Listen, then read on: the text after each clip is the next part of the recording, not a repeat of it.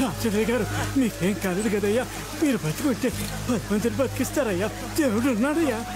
దేవుడు ఎక్కడో లేడయ్యా. అడుగు ఆ కుర్రాడు రూపంలో మన మధ్యనే ఉన్నాడు.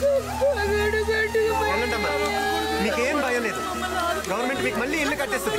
తప్పకుండా ఆదుకుంటే వెళ్ళండమ్మా. సార్ ఇక్కడ ప్రాణాలు దక్కించుకున్న వారంతా దేవుడు ఎక్కడో లేడు, మీరే దేవుడు అంటారేంటి సార్? ఇంకా చాలా మందిని కాపాడలేకపోయిన బాధగా ఉంది.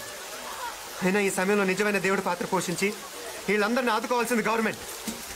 అజయ్! ప్రభుత్వ అధికారులు కానప్పటికీ, ఏ మిలిటరీ అధికారం లేనప్పటికీ, ఏ సాధారణ పౌరుడైన మానవతా దృక్పథంతో సమాజ సేవ స్ఫూర్తితో సేవలందించే సివిల్ డిఫెన్స్ ద్వారా ఉస్మానియా పీజీ విద్యార్థులైన సిద్ధార్థ అతని మిత్ర బృందం ఎంతో మంది ప్రాణాలు కాపాడారు. నిజంగా వీళ్ళందరినీ అభినందించాలి. వీళ్ళు ఆశించినట్టుగానే ప్రభుత్వం వెంటనే సహాయ అవునరా, మా పక్కింటి అమ్మాయిని తెగ ట్రై చేసావు, ఇంతకీ పడిందా? ఏంటి పడేది? ఆ అమ్మాయి కోసం ట్రై చేసి చేసి ఉన్న జుట్టంతా ఊడిపోయింది. ఎందుకు రవిగాడేడమ్మా? ఏంట్రా, ఏంటి టాపిక్ మార్చేస్తున్నావా? రవిగాడు ఎక్కడ? ఇంకెక్కడ రా, 2 సబ్జెక్టులు పోయాయిగా, ఒకటే టెన్షన్. అది మ్యాటర్. రాడంటారా? ఏంటొచ్చేది? డే అండ్ నైట్ ఎరగ తీసేస్తున్నాడంట. ఓసారి అటు చూడండి. వారిని ఏం ఎంట్రన్స్ ఇచ్చాడు రైడు. ఇందుమతి భానుమతి ఓయమతి. ఆబ్రా నీ గోలా నువ్వును. రే, ఇందుమతి నన్ను నిజంగా ప్రేమిస్తుందంటావురా? చిచి రే, ఇందుమతి ఏంట్రా, భానుమతి. రే, నిజంగా భానుమతి నన్ను ప్రేమిస్తుందంటావరా? తప్పకుండా ప్రేమిస్తుందిరా. ఈడ్రా కరెక్ట్. నిన్నొక్కడి మాత్రం ఎందుకు వదులుద్ది?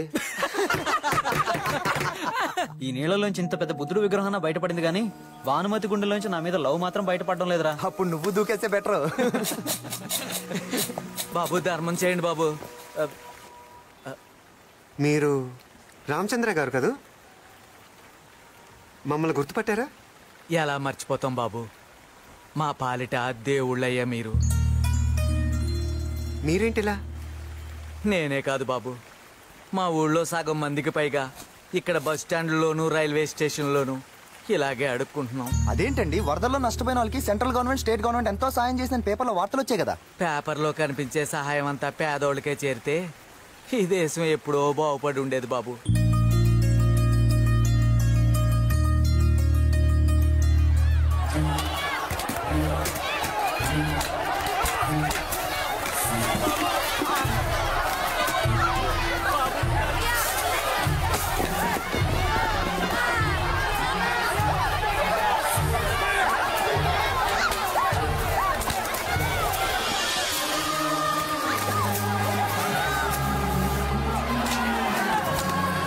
వంద మందికి సరిపడే సహాయాన్ని 2000 మందికి సరిపెట్టాలని చూస్తున్నారు.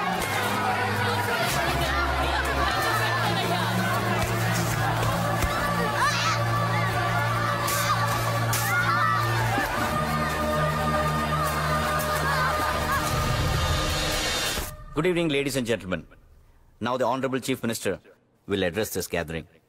Sir.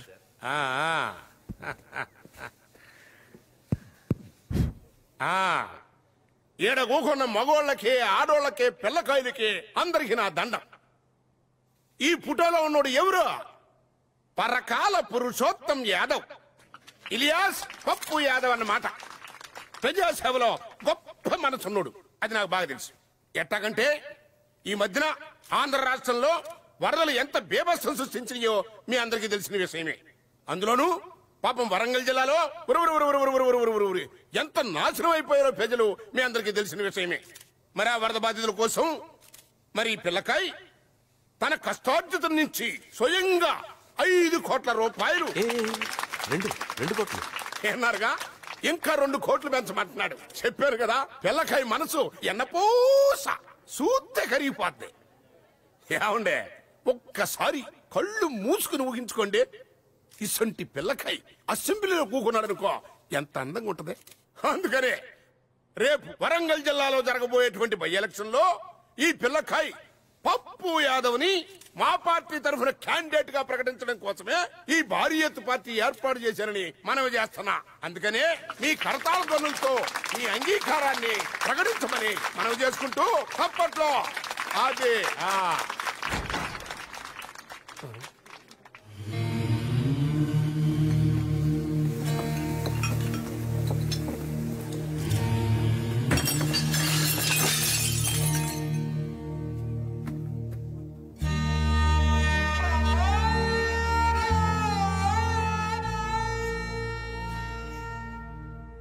మన రేపటి పౌరుడు.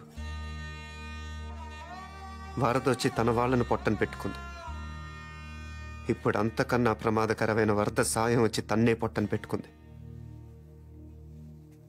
2000 మందికి పైగా సహాయం కోసం అర్థిస్తుంటే కనీసం 100 మందికి కూడా సరిపడిన అన్నం ప్యాకెట్లు కుక్కలకి ఇసిరినట్టు ఇసిరితే ఆ తొక్కిస్లాట్లో చనిపోయిన 20 మందిలో వీడు ఒకడు.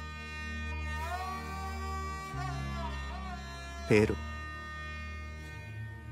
ముత్యాల వీర వెంకట వరప్రసాద్. నిద్రలో లేపడిగినా గుక్క తిప్పుకోకుండా సుమతి శతకాన్ని అప్పచెప్పగలడు. చదివేది 3వ తరగతి.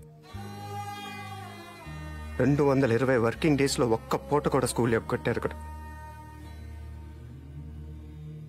ఇదేనా వీడి భవిష్యత్తు? వరద ముంచెత్తిన ఊళ్ళలో ఏం జరుగుతుందో ఇక్కడ ఏసీ రూముల్లో కూర్చొని పార్టీలు చేసుకుంటున్న మీకేం తెలుసు?